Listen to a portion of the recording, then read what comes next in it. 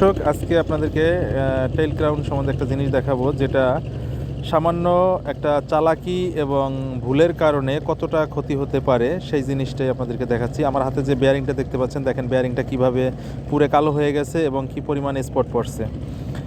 তো এই বেয়ারিংটা হচ্ছে টেইলের বেয়ারিং, টেইল ক্রাউন আমরা যেটা বলি, সেই টেইলের বেয়ারিং, টেইলের যে জোড়া বেয়ারিং থাকে তার একটা বেয়ারিং খুললাম, খোলার পরে এই অবস্থা আমরা দেখতে পেলাম।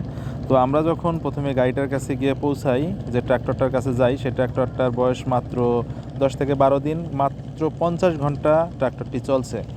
তো যখন আমরা গাড়ির কাছে পৌঁছাই তখন ড্রাইভারের প্রতিক্রিয়াটা খুবই রাগান্বিত ছিল এবং মালিকেরও একই অবস্থা। তাদের কথা ছিল যে পুরাতন গাড়ি কেন দিছি বা নষ্ট ভাঙাচুরা গাড়ি কেন দিছি, এই নষ্ট ভাঙাচুরা গাড়ি দেওয়ার কারণেই তাদের নাকি এই সমস্যাটা হয়েছে। তো আমরা গিয়ে প্রথম যখন গাড়ির সব কিছু চেক করতে শুরু করলাম, প্রথম চেক করে দেখলাম যে তার গাড়ির গিয়ার অয়েলের যে গেজ থাকে, সেই গেজে গিয়ার অয়েলের গেজ ভিতরে দেওয়ার পরে গেজের মাথায় গিয়ার অয়েল পাইতেছে না। তো না পাওয়ার পরে আমরা তখন গেজটা গাড়িটা খুললাম এবং তার আগে গিয়ার অয়েলটা ডাউন দিলাম। গিয়ার অয়েলটা ডাউন দিয়ে দেখলাম যে গাড়ির ভিতর থেকে মাত্র 15 লিটার গিয়ার অয়েল বের হয়ে আসছে।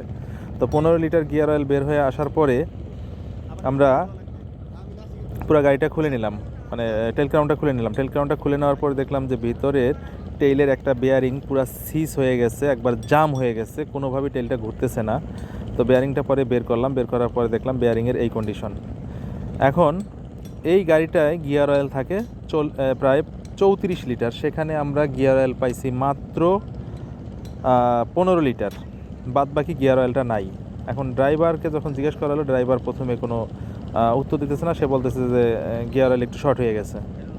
তো শর্ট হয়েছে কেন মালিককে জানানো হয় নাই। তার কথা হয়েছে যে 5 লিটার আইনে দেওয়া হয়েছিল। যখন আমরা বিস্তারিত মালিক এবং ড্রাইভারের কাছে জানতে চাইলাম, তখন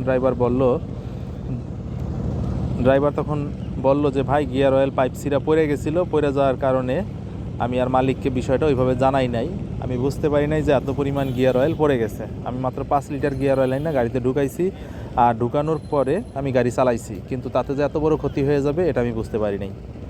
তো দেখেন, যেখানে গিয়ার অয়েল শর্ট ছিল এটা কিন্তু ড্রাইভার চেক করে নাই। যদি ড্রাইভার চেক করতো তাহলে কিন্তু তার বেয়ারিংটা এইভাবে গিয়ার অয়েল শূন্যতার কারণে পুড়ে যেত না।